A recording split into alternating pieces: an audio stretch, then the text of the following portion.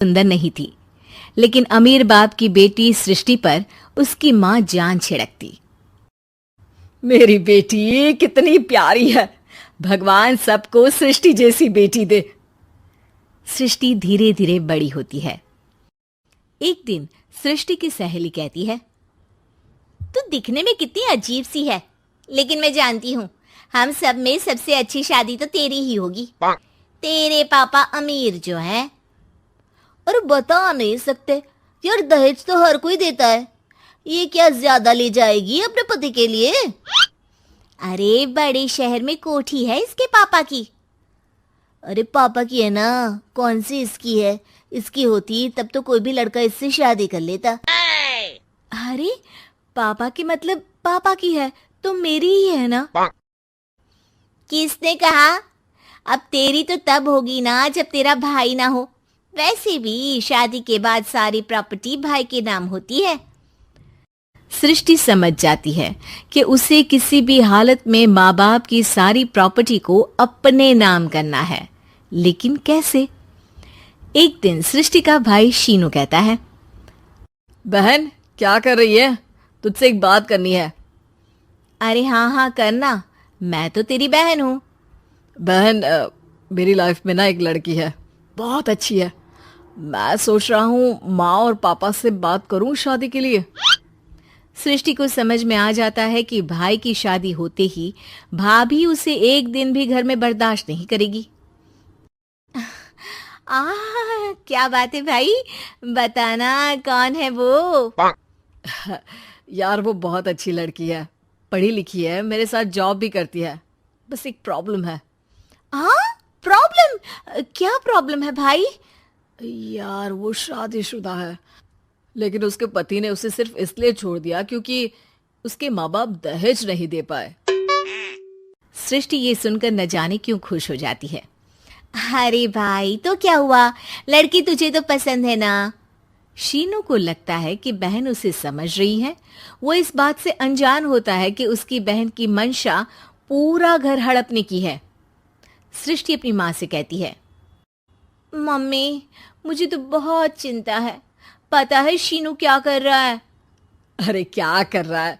वो तो काम पर जाता है और वापस घर आता है।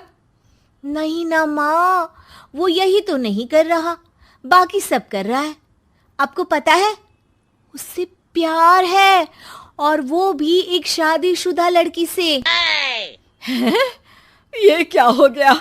मैं सोसाइटी में क्या मुंह दिखाऊंगी? अरे तेरे पापा तो यही कहेंगे कि मैंने ही उसे बिगाड़ दिया है। माँ देखो, मेरी बात मानो, पापा पर भी विश्वास करने की जरूरत नहीं है। अब आप ही बताओ, पापा इतनी देर घर के बाहर रहते हैं क्यों? बोलो। अरे बेटा वो तो नौकरी करते हैं ना।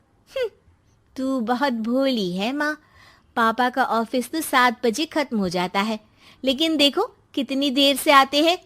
अरे नहीं नहीं बेटा, ऐसी कोई बात नहीं है। सृष्टि माँ को एक औरत से बात करते पिता की फोटो दिखाती है। देखो माँ कैसे हैं पापा। मैं ना कहती थी कि पापा सही नहीं है। मैं तेरे पापा से बात करूंगी, दे फोटो मुझे। ओ माँ, वो तो डिलीट हो गई। लेकिन चल, तूने तो देख लिया ना। पापा से बाद में बात कर लेना, और हाँ मेरा नाम बिल्कुल मत लेना। हाँ माँ।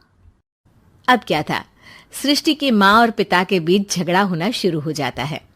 सृष्टि के मन में क्या चल रहा था कोई नहीं जानता था। एक दिन, माँ सृष्टि के लिए एक लड़का देखा है, वो लोग शाम को उसे देखने आने वाले हैं। और हाँ माँ, एक खुशखबरी, मैं और पापा मिलकर एक नया बिजनेस ट्राई कर रहे हैं।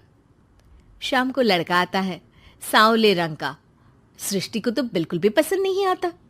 लड़की की माँ कहती है, लड़की का चेहरा तो कोई खास नहीं, लेकिन अगर मेरे बेटे को आप लोग सेटल कर दें तो मैं उसकी शादी आपकी बेटी से करवा दूं। सृष्टि को लड़का बिल्कुल पसंद नहीं था। उसे भाई पर गुस्सा आ जाता है। लड़के वालों के जाने के बाद कहती है, माँ देखा शीनू मेरे लिए कैसा लड़का लेकर आया, न दिखाने लायक न सुनने लायक, सेटल भी नहीं, वो भी हम करे। अरे माँ, मैं जानती हूँ ये मेरी शादी किसी भी घर में क्यों करवाना चाहता है। अरे कैसी बात कर रही है बहन, तूने तो देखा ना, लड़के को मैंने ही मना कर दिया तुझसे शादी के लिए। जिसने लड़का बताया था उसने उसकी बहुत तारीफ की थी। बात आई गई हो जाती है, लेकिन सृष्टि का मन शांत नहीं होता। क्या करूँ, कुछ समझ में नहीं आ रहा। मेरी शादी हो गई तो ये लोग पूरी प्रॉपर्टी शीनू के नाम कर देंगे, मेरे हाथ तो कुछ लगेगा ही नहीं। तभी सृष्टि को आइडिया आता है। वो किसी वकील को फोन करती है। जी देखिए, अगर आपके मम्मी पापा का तलाक हो जाता है तो आपके पिता की आधी प्रॉपर्टी आपकी माँ के नाम हो जाएगी, फिर उसे वो किसी को भी दे सकती है। सृष्टि अब माँ को बेटे के खिलाफ भरती है। माँ, शीनू पर नजर रखा करो, वो जिस लड़की के प्यार में है ना वो शादीशुदा है। यहाँ आएगी, सारा पैसा, रुपया, जमीन, जायदाद सब हड़प लेगी। पापा का भी हाल तुमसे छुपा नहीं है। ऐसा ना हो कि मैं और आप एक दिन सड़क पर भीख मांगे। हे भगवान, मैं तो जीते जी मर जाऊंगी अगर ऐसा हो गया तो। ऐसा हो गया नहीं माँ, ऐसा ही होगा। अभी समय है, आगे का सोच लो। मैं तो कहती हूँ पापा से आधी प्रॉपर्टी लेकर अलग हो जाओ। पापा की आधी प्रॉपर्टी भी हम लोगों को अगर मिल जाती है ना तो अगले 7 जन्म सफल समझो। बेचारी माँ बेटी के कहने पर पति से तलाक लेकर अलग हो जाती है। सृष्टि अब पैसों से गाड़ी और अपने दूसरे महंगे शौक पूरे करने लगी। उसके दोस्त भी उसके पैसे इस्तेमाल करते। सृष्टि, कल तुम कहाँ थी? मैं सारा दिन घर पर अकेली थी। तो मैं क्या करूं? मैंने ठेका तो नहीं लिया है ना तुम्हें संभालने का। माँ को सृष्टि से ये उम्मीद नहीं थी। वो बैठकर रोने लगती है। वहीं उसका पति यानी कि सृष्टि के पिता आ जाते हैं। मैं जानता था कि तुम्हारा यही हाल होगा, तो आपने मुझे रोका क्यों नहीं? मैं रोकता तो तुम रुकती क्या? सृष्टि के कहने पर तुमने मुझ पर, अपने बेटे पर शक किया, लेकिन तुम ये भूल गई कि कैसे हम दोनों ने मिलकर जीवन में इतना सब खड़ा किया। माँ पति के गले लग जाती है।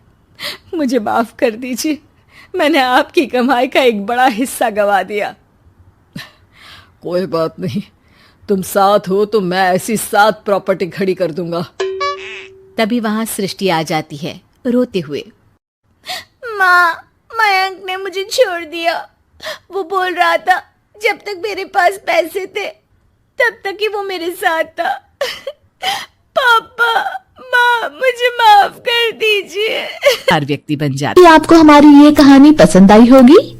कृपया हमारे चैनल को सब्सक्राइब करें और सभी अपडेट्स के लिए बेल आइकन जरूर क्लिक करें। और हाँ, वीडियो लाइक और शेयर करना मत भूलिएगा। Bye bye.